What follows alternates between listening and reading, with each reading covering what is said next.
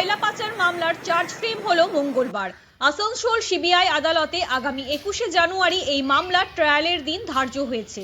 ওই দিন দুজন সাক্ষী উপস্থিত থাকবে। এই মামলার অভিযুক্তদের মধ্যে একজন পলাতক, একজন মৃত।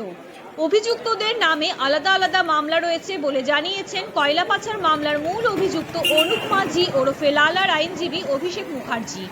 তিনি জানান, এই মামলায় প্রায় 450 জন সাক্ষী রয়েছে। এদিনের এই চার্জ ফ্রেমে কয়লা পাচার মামলার অভিযুক্তদের মধ্যে অন্যতম বিকাশ মিশ্র প্রেসিডেন্সি জেল থেকে ভার্চুয়ালি উপস্থিত হয়। এছাড়াও আরো দুজন অভিযুক্ত ভার্চুয়ালি উপস্থিত ছিলেন। তার মধ্যে একজন তো আপাতত ফেরার আছেন, আর বাকি একজন মারা গেছেন। তো সেই কারণে 48 জনের নামে চার্জ। আর নেক্সট ডেট কখন দিয়েছে ট্রায়াল? 21শে জানুয়ারি।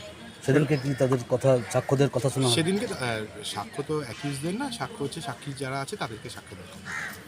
আচ্ছা, আর ভিডিও কনফারেন্সিং হলো। ওই যারা তিনজন ছিল আজকে ভার্চুয়ালে কত? আজ ভার্চুয়ালে 3 জন ছিলেন। কে ছিলেন? একজন ছিলেন বিকাশ মিশ্র আর দুজন ইসিএল এর কর্মচারী ছিলেন। আচ্ছা, এরা কি অসুস্থ জেল থেকে থাকার ছিলেন?